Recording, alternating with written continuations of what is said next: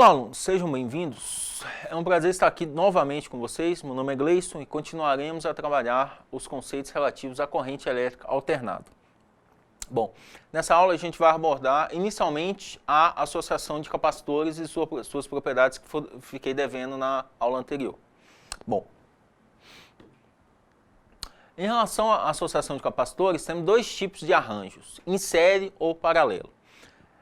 Esses arranjos são similares à resistência. Então, os capacitores, assim como os resistores, podem ser conectados entre si, formando uma associação em série, paralelo ou misto, que é a junção entre série e paralelo.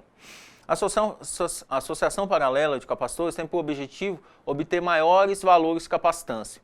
Essa associação tem características particulares em relação à capacitância total e à tensão de trabalho. Então, a capacitância total, CT, C maiúsculo, T maiúsculo, da associação em paralelo é a soma das capacitâncias individuais. Bom, em relação à associação em série de capacitores, ele tem como principal objetivo obter capacitâncias menores ou tensões de trabalhos menores. Quando se associa capacitores em série, a capacitância total é menor que o valor do menor capacitor associado, ok? Bom, quando se aplica tensão a uma associação em série de dois capacitores, a tensão aplicada se divide entre os dois capacitores. A distribuição da tensão nos capacitores ocorre de forma inversamente proporcional à capacitância, ou seja, quanto maior a capacitância, menor a tensão, e quanto menor a capacitância, maior a tensão. Bom, pela fórmula de capacitância que iremos estudar, C igual a Q dividido por V. Uma forma mnemônica de se gravar essa forma é CQV. Então, a gente tem C, que é a capacitância, Q, a quantidade de carga, que é dada em Coulomb, e V é o potencial eletrostático, ou tensão, dado em V, maiúsculo.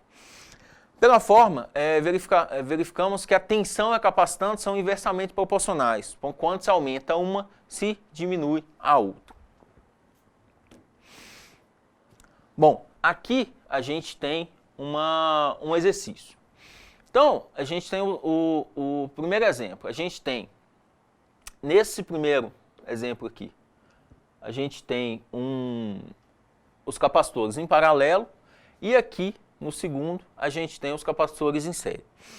Aqui é inverso do que a gente tem em resistores, ok? Como inverso?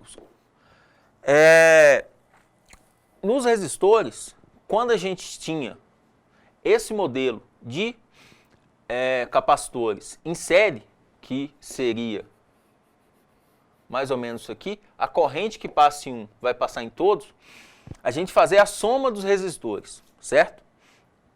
E, no caso de resistências em paralelo, como vocês podem se lembrar, a gente fazia o produto pela soma, para achar a resistência equivalente.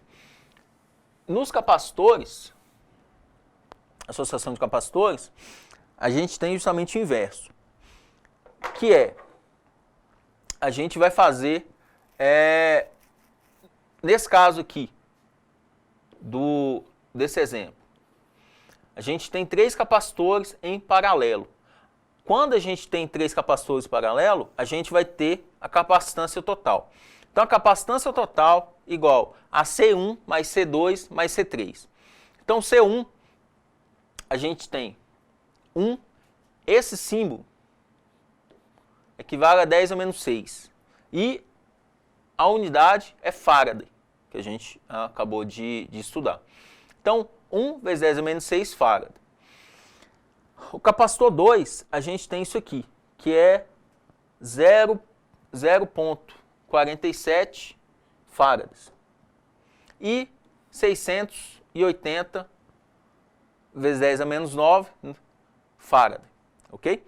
Então, quando eu tenho um capacitor em série, eu vou somar tudo isso. Então, como é que eu somo tudo isso? Então, toda vez que tiver, quando eu tenho em paralelo, eu vou somar tudo isso. Então, C1 mais C2 mais C3. C1 é 1, C2 é 0,047 mais C3. Como eu estou em 10 a menos 9, para eu voltar, para eu ficar a 10 a menos 6, eu vou andar 3 casas à esquerda. Então, 10 a menos 9 para 10 a menos 6, eu vou andar 3 casas para a esquerda. Por isso, vai ser 0,68. Faço a soma disso tudo, fica 1,726, ok? Então, capacitores em série, ou capacitores em paralelo, eu faço a soma desses capacitores. Então, o resultado final vai ser 1,727 milifarad, ok? Ou 1,727 vezes 10 a menos 6 farad, ok? Bom, agora a gente vai nos capacitores em série. Os capacitores em série, que é esse segundo exercício aqui. Os capacitores em série, a gente vai ter o inverso. Que, como eu falei, a gente vai ter o inverso em relação aos resistores. A gente vê que a corrente elétrica vai passar nesse sentido. Certo? Então, está em série o meu sistema. Aqui, a corrente chega aqui e vai se dividir. Que no conceito de resistência, a gente está em paralelo. Aqui, no caso, está em série. E a gente vai fazer o inverso do que a gente faz em resistores. Como o inverso? Produto pela soma. Ou a soma do inverso dos capacitores. Então, capacitância total igual a 1 dividido por 1 vezes, ou 1 dividido por 0,1 milifarad, 1 dividido por 0,2 e 1 dividido por 0,5. Então, faço essa parte algébrica aqui. Vou ter 1 dividido por 10 mais 5 mais 2. Ou 1 sobre 17, ou o resultado final 0,059. Que é a associação a capacitância total. Por isso, CT no meu sistema. Bom, tem uma maneira mais fácil que eu posso explicar para vocês. Tem essa que é o inverso, que é usualmente, inclusive na nossa apostila tem isso, mas eu tenho a mais fácil, que é produto pela soma. Então, como é que eu faço produto pela soma? Desses dois capacitores aqui, ó, vai ser 0,1 vezes 0,2, que é o produto, dividido por 0,1 mais 0,2, certo? Vou ter um valor. Então, faço desses dois, vou ter um valor aqui, ok? Depois, eu pego esse valor que eu encontrei desses dois e vou fazer com esse aqui. Certo?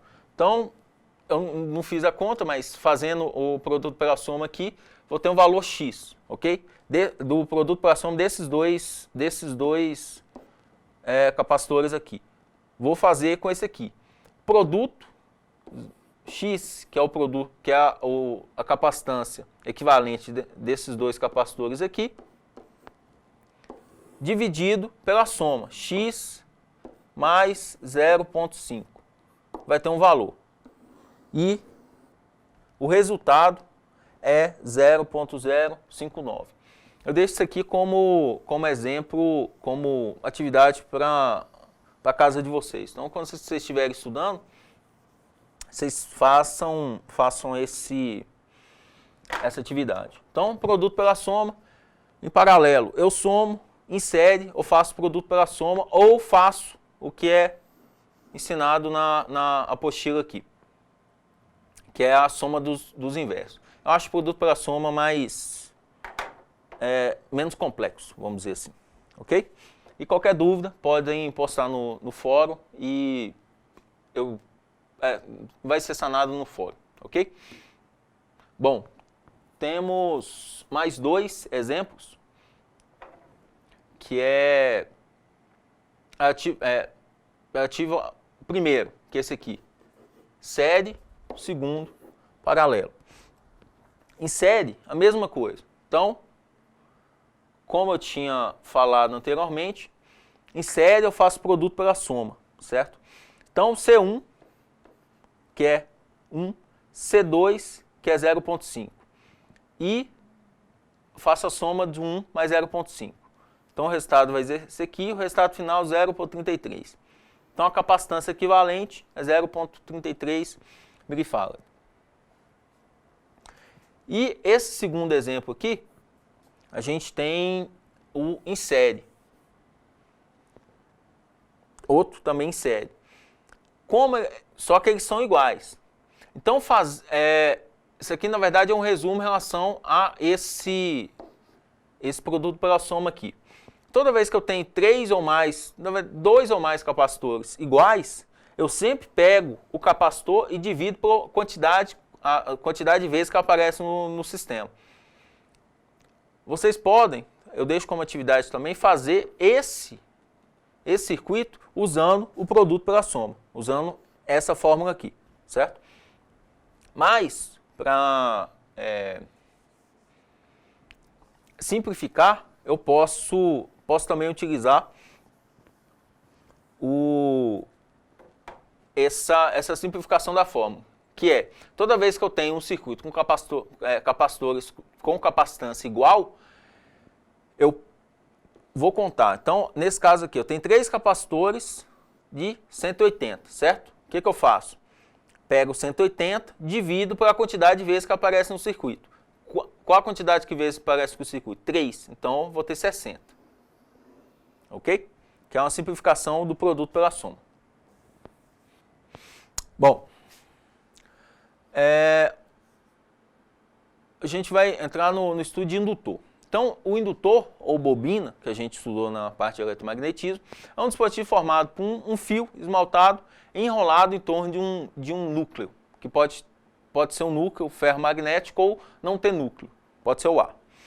Sua aplicação se estende desde os filtros para a caixa acústica até circuitos industriais, passando pela transmissão de sinais de rádio e televisão.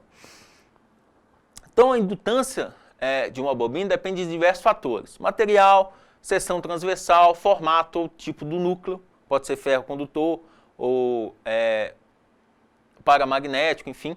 Número de espiras, então quanto maior a quantidade de espiras, vocês viram na aula prática essa similaridade. O espaçamento entre as espiras, tipo e seção transversal do condutor. Indutância, a indutância está intimamente ligada com a capacidade de um elemento de armazenar energia através de campo magnético e através e também de recuperar essa energia armazenada. Bom, muitos indutores, que a gente pode chamar também de bobina, possuem um núcleo de ferro, que é material muito mais usado, para aumentar a sua indutância, devido às características magnéticas do ferro. Quando passa uma corrente pelo rolamento, gera-se um fluxo magnético interno no núcleo, que pode também ser apenas o ar, o qual mantém certa energia armazenada. Bom, então, considerando um indutor alimentado por uma fonte de tensão constante, enquanto a chave está desligada, não há campo magnético ao redor das espiras, porque não há corrente circulante. Fechando-se a chave S, em T igual a 0, surge uma corrente I crescente. Ao passar por uma espira, essa corrente cria um campo magnético ao seu redor. No interior do indutor, as linhas de campo se somam, criando a concentração dos fluxos magnéticos. Essa linha de campo corta as espiras seguintes, induzindo a corrente que irá se opor à causa que a originou. Bom, esse conceito nós estudamos em eletromagnetismo. As linhas de campo cortam as espiras seguintes, induzindo uma corrente que irá se opor à causa que a originou. É um comportamento do sistema para tentar voltar ao equilíbrio. Então, ao voltar ao equilíbrio, voltar ao estado original antes da interferência, ok? Bom, quando a corrente estabiliza em I, o campo magnético armazenado passa a ser constante, não havendo mais corrente induzida para criar oposição.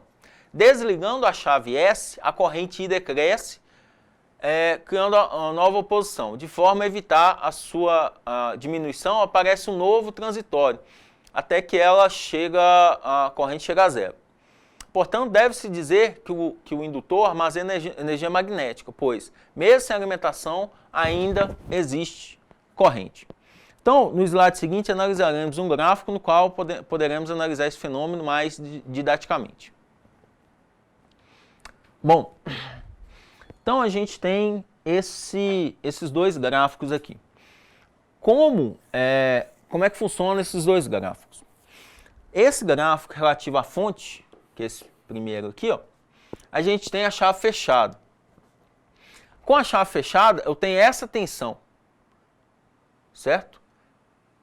Que é uma tensão constante no meu circuito.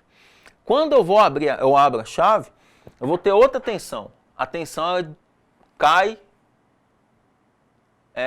abruptamente, cai de forma brusca, certo? E eu vou ter, com a chave aberta, eu não tenho tensão no meu sistema. Então, como se eu tivesse um circuito.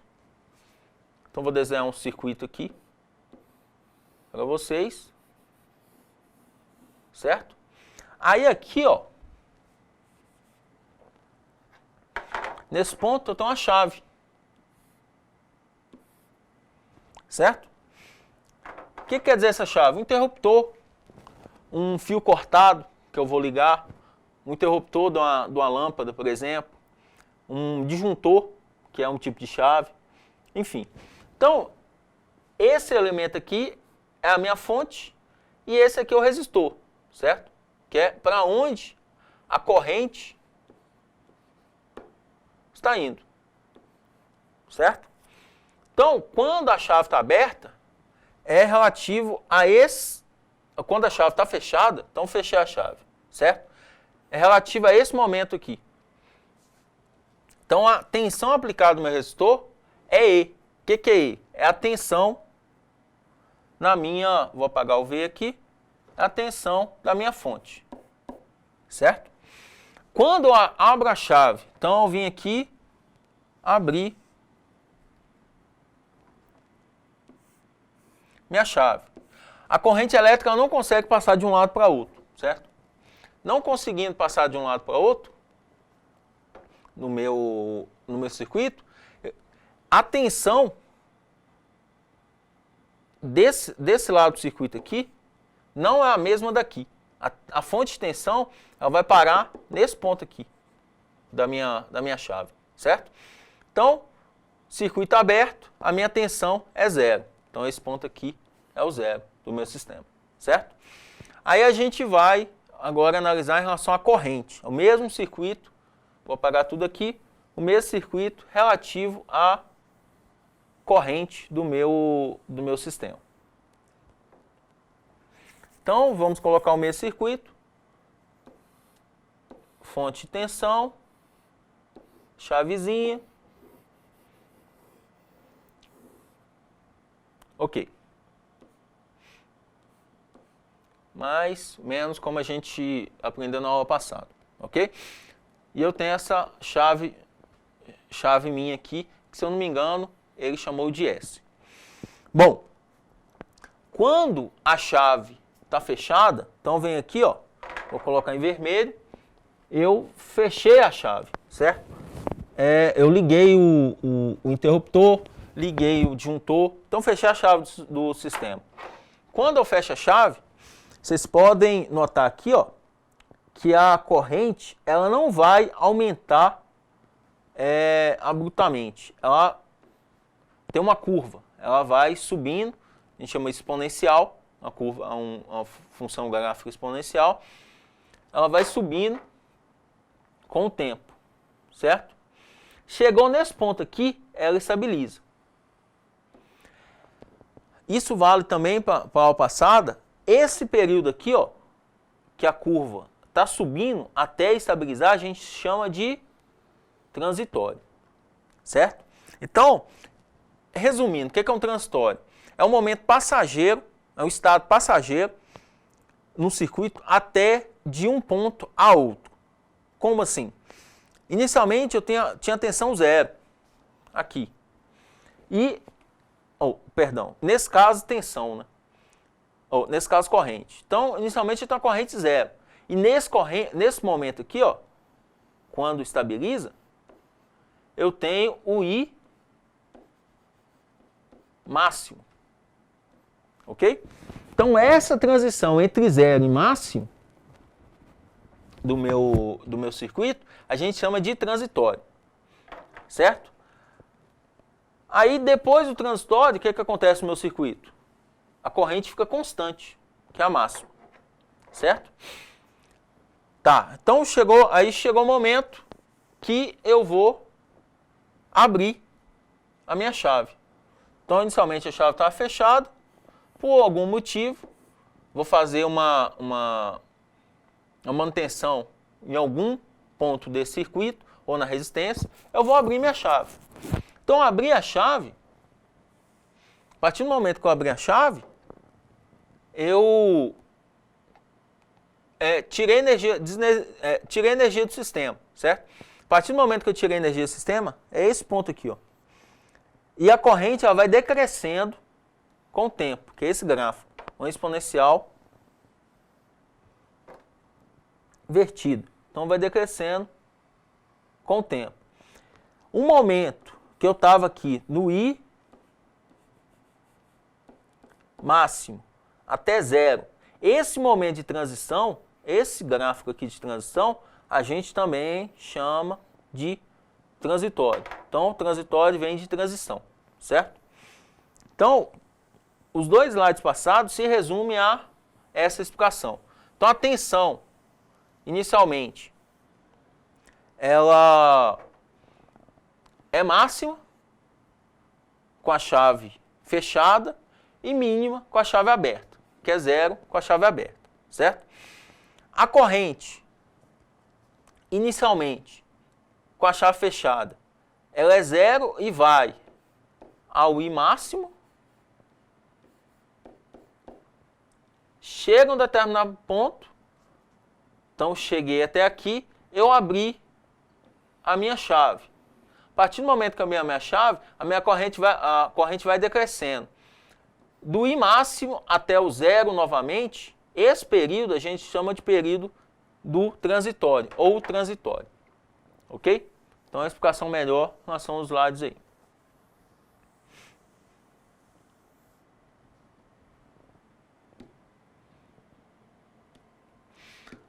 Bom, então, agora a gente vai falar em relação à associação de série em paralelo dos indutores.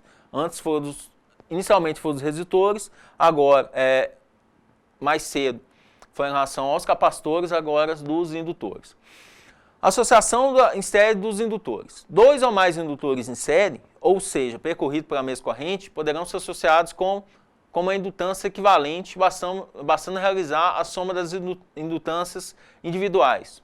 Ou seja, L1, L2 e L3 são indutâncias em série, temos a indutância equivalente. Então, a associação em série é realizada a soma das indutâncias individuais numericamente, similar à resistência, o mesmo princípio de funcionamento em relação à resistência. Bom, agora, em relação ao comportamento da associação paralelo dos indutores é diferente. Na associação em paralelo, dois ou mais indutores em paralelo, ou seja, sujeitos à mesma DDP, diferença potencial ou tensão, poderão ser associados com uma indutância equivalente, onde o inverso de tais indutâncias será a soma do inverso das indutâncias individuais, ou seja, LA, LB e LC indutâncias em paralelo. Em uma associação em paralelo, o inverso das indutâncias equivalentes é o inverso da soma das indutâncias em paralelo. A associação paralelo pode ser usada como forma de obter uma indutância menor ou como forma de dividir a corrente entre diversos indutores. Resumindo, em relação a indutores em paralelo, a gente pode fazer o que a gente faz em resistores, que é produto pela soma, ok? Bom, agora, a tensão que varia de forma regular no tempo é denominada tensão alternada. Então, você tem a tensão contínua, que não varia, e a tensão alternada, que varia. As formas de ondas senoidais, que vêm da função seno, quadradas ou triangulares, podem ser produzidas por geradores de sinais. O termo alternada significa que o valor da tensão ou corrente oscila regularmente em dois níveis. Então, a geração de tensão alternada é oriunda das usinas geradoras que, em geral, são alimentadas por queda d'água, óleo, gás ou fissão nuclear. Para se entender como se processa a geração de corrente alternada, é necessário saber como funciona um gerador elementar. Bom, o gerador elementar consiste em uma espira disposta de tais formas que pode ser girada em um campo magnético estacionário. Dessa forma, o condutor da espira corta as linhas de campo eletromagnético, produzindo a tensão elétrica ou força eletromotriz que a gente vai ver a seguir. Bom, então para mostrar o funcionamento do gerador, imagine que em uma das suas extremidades ele seja ligado a um perímetro. Então na figura temos o gerador ligado a um perímetro. Com o sistema podemos acompanhar a variação do sinal gerado. Na posição inicial, o plano da espira está perpendicular ao campo magnético e seus condutores se deslocam paralelamente ao campo. Então, nesse caso, os condutores não cortam as linhas de força e, portanto, a tensão gerada é zero, como vocês podem ver no amperímetro. No instante que a bobina é movimentada, o condutor começa a cortar as linhas de força do campo magnético e a geração de tensão é iniciada. Agora a gente vai ver quando a posição de 45 graus, o gerador está seguindo no sentido da geração máxima de corrente, que está posicionada a 90. Então a geração máxima está localizada quando a espira estiver na posição relativa a 90 graus. Bom, agora, à medida que a espira se desloca, aumenta seu ângulo em relação às linhas de força do campo. Ao atingir o ângulo 90, o gerador atingirá a geração máxima da força eletromotriz, pois os condutores estarão cortando as linhas de força perpendicularmente. Observe que no nosso exemplo, a corrente máxima é 2. Ela é máxima, pois os condutores estarão cortando as linhas de força perpendicularmente. Bom, continuando girando na espira, então girando sua espira na posição de 135 graus, nota-se que a tensão gerada começa a diminuir. Então, com a incidência do campo magnético elétrico, como a incidência do campo magnético elétrico ela diminui na espira, o valor da corrente consequentemente vai diminuir. A gente vai para o próximo slide, que é quando a espira ela atinge 180 graus do ponto inicial, seus condutores não mais cortam as linhas de força e, portanto, não há indução de tensão e o amperímetro marca zero. Então, formou-se assim o primeiro ciclo, semiciclo, na verdade, que é o positivo. Então, quando a espira chega a 180 graus, não há indução de tensão. Então, a espira não corta mais as linhas de força. Como não existe indução, o amperímetro marca zero. E esse é o final do primeiro ciclo da minha senoide. Bom, continuando. Então, quando a espira ultrapassa a posição de 180 graus, o sentido do movimento dos condutores em relação ao campo se inverte. Agora a gente vai ter a onda negativa. Então, agora o condutor preto se move para cima e o condutor branco se move para baixo. Como resultado, a polaridade da tensão inversa, o sentido da corrente também são invertidos. Então, os dois são invertidos. Então, a 225 graus, o ponteiro do amperímetro e, consequentemente, o gráfico mostra um semicírculo negativo. Isso corresponde a uma inversão do sentido da corrente, porque algum condutor corta o fluxo em sentido contrário. Bom, então no deslocamento de 315 graus, os valores medidos pelo amperímetro é mostrado no gráfico, aí começa a diminuir. Então, finalmente, quando o segundo semiciclo negativo se forma, ele se obtém a volta completa, ou seja, um ciclo 380 graus, que é o ciclo completo da senoide. Observa-se que a total ausência de força eletromotriz, porque os condutores não cortam mais as linhas de força do campo magnético. Bom, a gente tem o gráfico, resultou em uma curva senoide que representa a forma de onda da corrente de saída do gerador e que corresponde à rotação completa da espira. Então, nesse gráfico, o eixo horizontal representa, né, o movimento circular das espiras, daí suas subdivisões em graus, que a gente abordou na formulação dessa senoide. Então, o eixo vertical representa a corrente elétrica gerada medida pelo amperímetro.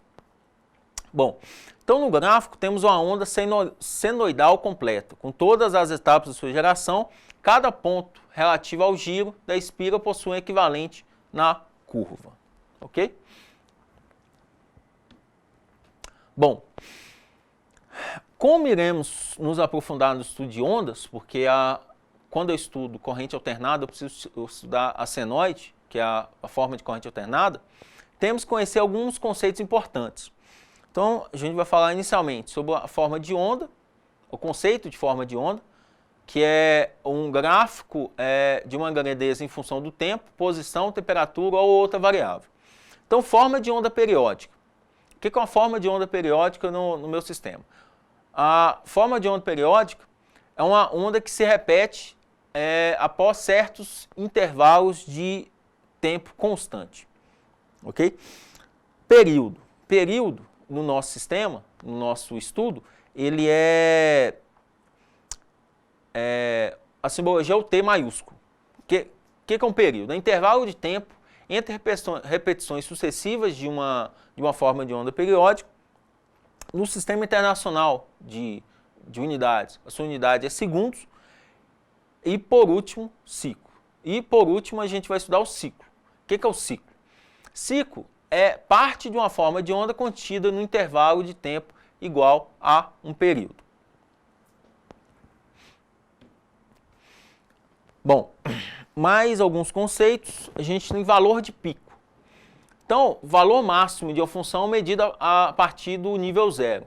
Então, a tensão de pico é representada pela notação Vp, que é valor de pico.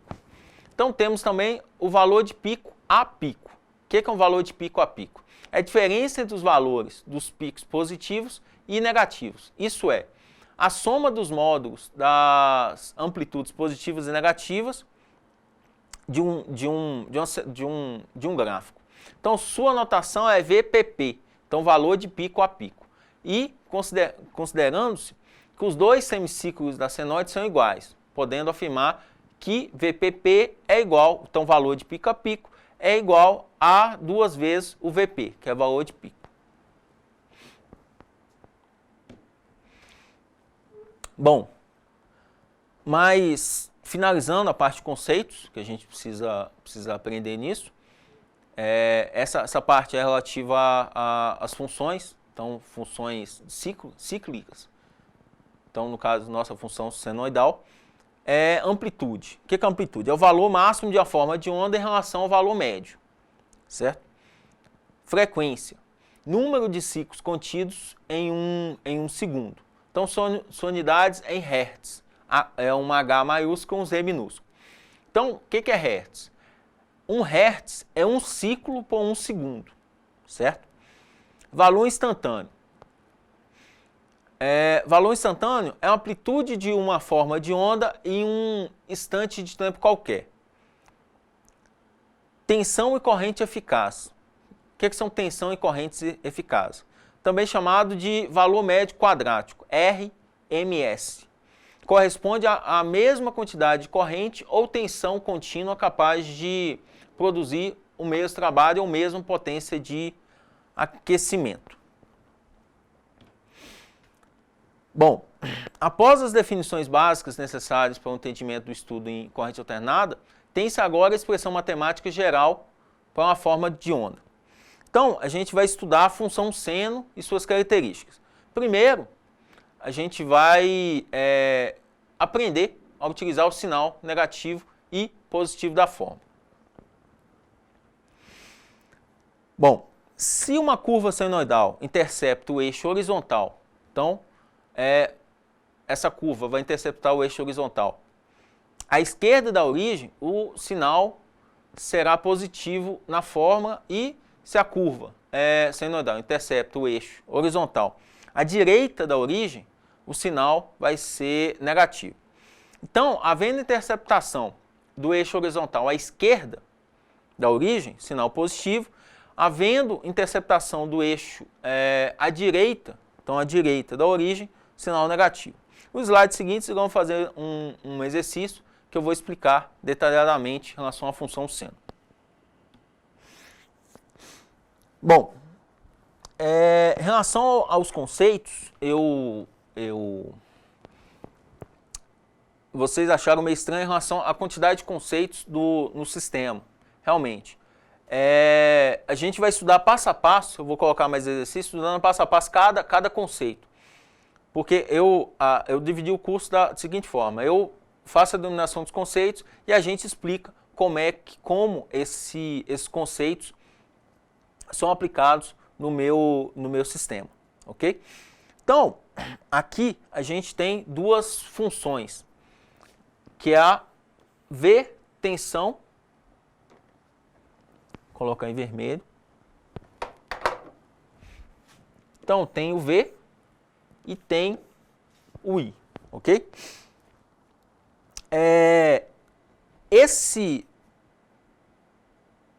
Todas as vezes, como eu falei no slide anterior, eu tenho o sinal positivo. Então, toda vez que sinal positivo, eu vou estar, o início do meu ciclo, o início do meu gráfico, vai ser à esquerda do meu eixo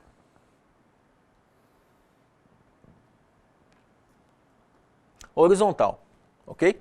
Então, aqui eu tenho meu eixo, meu eixo vertical, perdão. Aqui eu tenho meu eixo. Toda vez que for à esquerda, eu vou usar o sinalzinho de mais na minha forma. Então, como é que é a forma? Inicialmente, eu vou ver o atraso em relação ao eixo vertical, certo? Então, vamos começar por essa, eu vou colocar em vermelho, essa forma de onda aqui, ó. Essa forma de onda é o I. Então, é essa equação aqui, ó.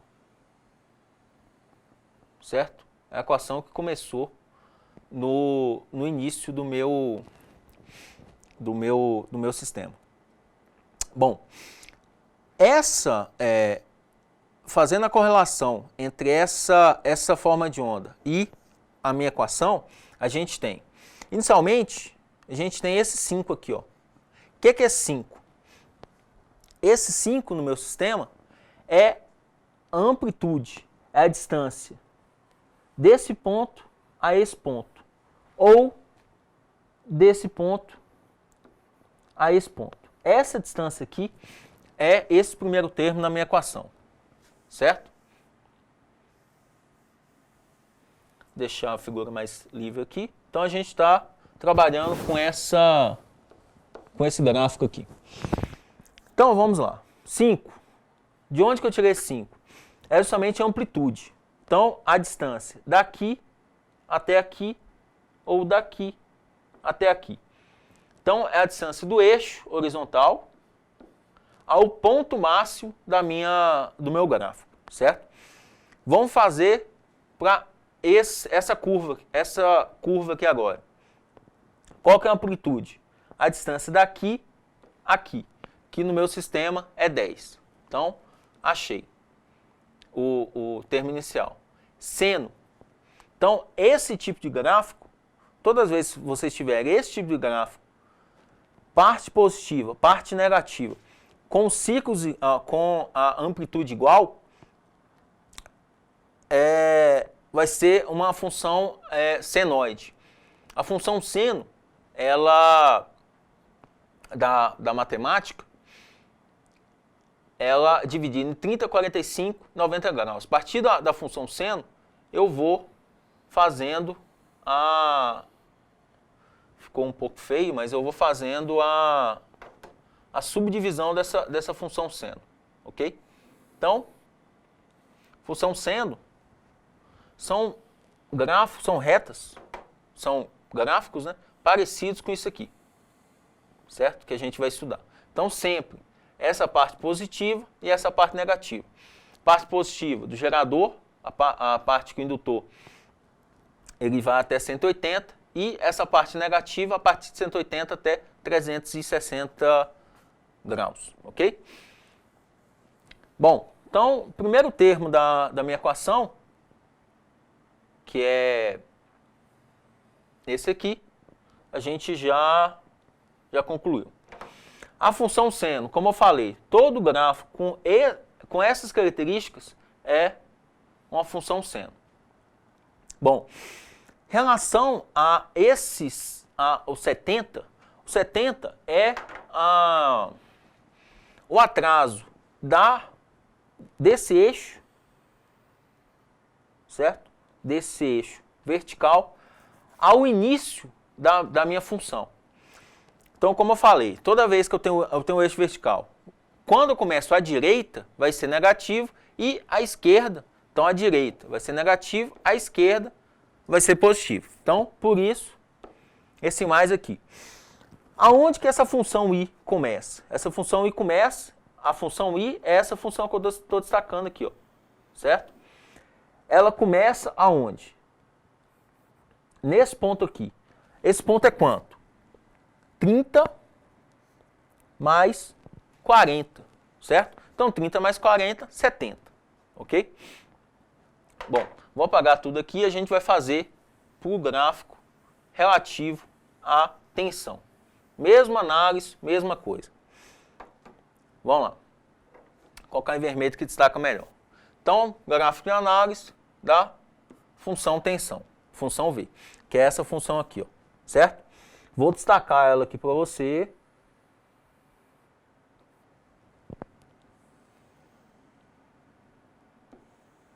Certo? Como é que eu sei que é uma função senoide? Isso igual a isso e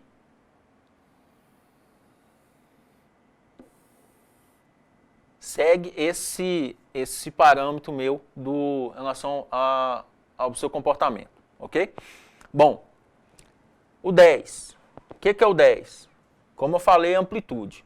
Qual a distância entre esse ponto, vou colocar em preto, qual a distância entre o eixo horizontal, certo? Até esse ponto aqui. 10.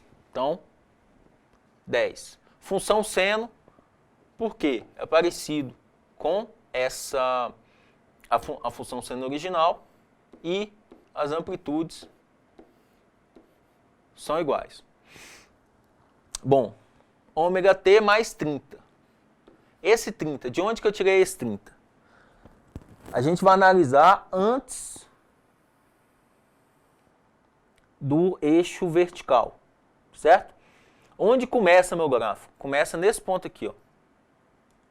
Certo? Essa distância aqui, não é distância, na verdade é medida em graus, né? Mas desse ponto a esse ponto, eu tenho 30 graus, certo?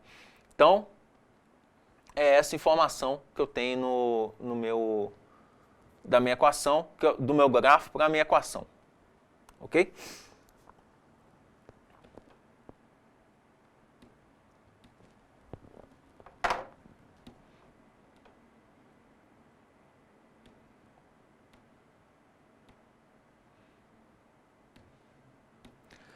Bom, o segundo exemplo nosso. Mesma coisa, mesma linha de raciocínio, certo? Mesma coisa, a gente vai fazer passo a passo. Então vamos pegar inicialmente o I igual a 15 seno ômega t mais 60. Primeira coisa, de onde que eu tirei o 15, certo? Na verdade, a primeira coisa a gente vai identificar quem é quem, né?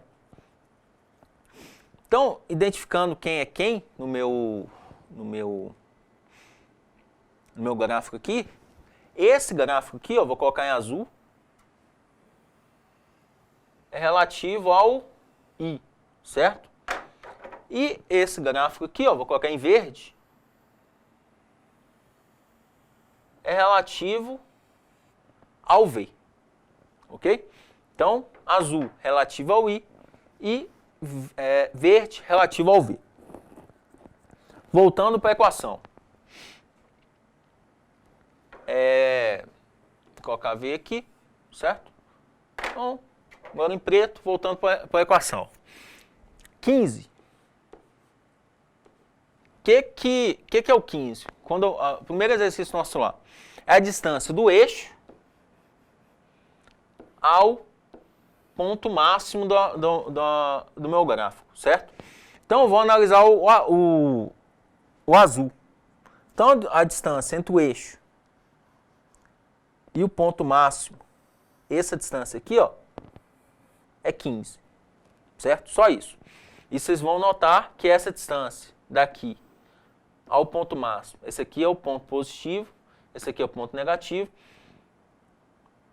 do eixo ao ponto máximo é 15. Ômega ômega t mais 60. O que é o 60? Medida em graus do eixo vertical, certo? Ficou um pouco torto aí, mas do eixo vertical até o início da função. A gente não está analisando essa função aqui. Eixo vertical até aqui, eu tenho 60 graus no meu ciclo, ok? Bom, apagando, a gente vai fazer a próxima. Vou fazer a próxima. Mesma coisa. Então, vou colocar em azul. 10.